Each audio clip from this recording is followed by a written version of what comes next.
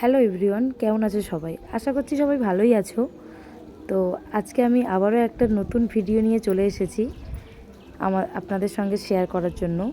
তো ভিডিওটি প্রথম যে ক্যাপশানটা আছে সেটা দেখে আশা করছি বুঝতেই পারছো যে এটা কী হতে পারে। তো চলো দেখা যাক কি আছে। আজকে আমি বানিয়ে দেখাবো শুকনো লঙ্কার আচার। তো চলো দেখে নেওয়া যাক। প্রথমে আমি এখানে নিয়ে নিয়েছি জিরে, গরম মশলা, সর্ষে, পাঁচ ফোড়নের মধ্যে যে মশলাগুলো থাকে সেগুলো সবগুলো আমি নিয়ে নিয়েছি। আর এখানে নিয়ে নিয়েছি আমি শুকনো লঙ্কা, যে পাকা লঙ্কাটা হয় রেড কালার একদম, সেটা আমি এখানে নিয়ে নিয়েছি। এগুলো আমি ভালো করে ধুয়ে শুকিয়ে নিয়েছিলাম।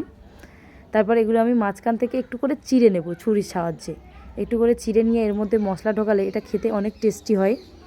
তো চলো এক এক করে তোমাদেরকে আমি সব দেখিয়ে দিই। এখানে অনেকগুলোই আমি কেটে নিয়েছি এক এক করে। কেমন পজিশানে কাটতে হবে আশা করছি তোমরা দেখেই বুঝতে পারছো। তো এখানে এগুলো কাটা হয়ে গেছে। এরপর আমি এর মধ্যে যে মশলাটা যেটা ভেজে রেখেছিলাম সেটা দিয়ে দেব। তো তার আগে দেখিয়ে দিই যে মশলাটা আমি হালকা আঁচে ভেজে নিয়েছিলাম। এটা আমি মিক্সিতে পেস্ট করে নেব। এরপর আমি কিছুটা মশাল তেল, সরিষার যে তেল হয় সেটা আমি গরম করে নেব। তারপরে এখানে আমি এটা মিক্সির মধ্যে দিয়ে দিয়েছি ভাজা মশলাগুলো। মিক্সির মধ্যে দিয়ে এটা আমি করে নেব। হয়ে গেছে আমার মিক্সড যে মশলাটা, আচারের মশলা, সেটা আমি করে নিয়েছি।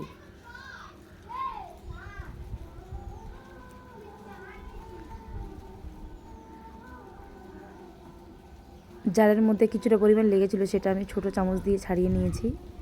এরপর এটা আমি ভালো করে এর মধ্যে আমি একটু হিং দিয়ে দেবো। হিংটা দিলে কি হয়, আচারটা অনেক দিন ভালো থাকে।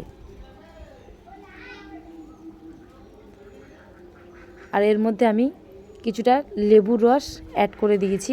এটা আপনারা লেবুর রসের পরিবর্তে এখানে ভিনিগারও ইউজ করতে পারেন।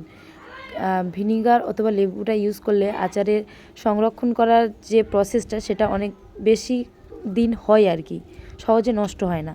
তারপর আমি এখানে যে ফুটন্ত যে তেলটা ছিল সেটা একটু ঠান্ডা করে নিয়ে আমি মিক্সড করে নিয়েছি মশলার সঙ্গে। এরপর একে একে পুরগুলো আমি এই যে পাকা লঙ্কা আছে এর মধ্যে আমি দিয়ে দেব।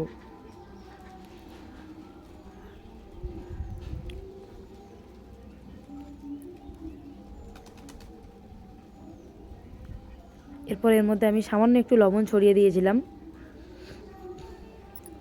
আর পাশে যে রসুনটা দেখতে পাচ্ছ ওটা আমি আচারের মধ্যে দেবো, কারণ রসুনটা তো আচারের মধ্যে দিলে ওটা যখন মানে একদম গ্রাম বাংলা ভাষায় যেটা বলা হয় মজে যায়, তো একদম সেরকমই হয়ে যায়, খুবই সুন্দর লাগে খেতে। তারপর একে একে আমি সব পুরগুলো ভরে নেব। দেখতেই পাচ্ছ কত সুন্দর লাগছে কালারটা।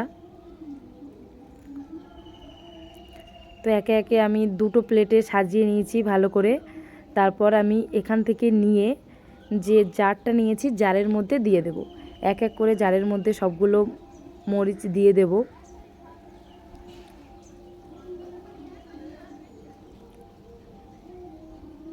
সবগুলো মরিচ আমি এখানে দিয়ে দেব।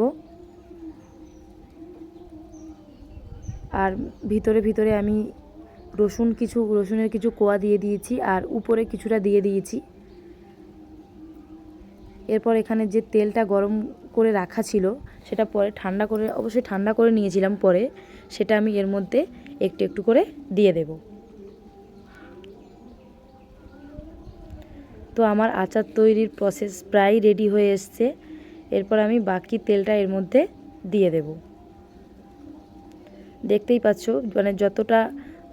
যতটা পরিমাণ দরকার আর কি তেলের, ততটা ঠিক আমি দিয়ে দিয়েছি। তারপর এই আচারটা যখন মজে যাবে তখন অটোমেটিকলি উপরের যেগুলো আছে সেগুলো ওর মধ্যে ডুবে যাবে, তখন আর এক্সট্রা করে কোনো তেল দেওয়ার প্রয়োজন হবে না। আর এখানে কিছুটা পরিমাণ বেশি হয়েছিল সেটা আমি একটা ছোট জারের মধ্যে ঢেলে নিয়েছিলাম।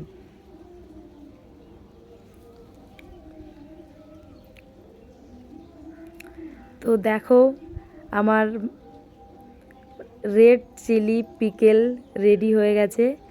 বন্ধুরা অবশ্যই তোমরা জানিও কমেন্টে কেমন হয়েছে। Thank you.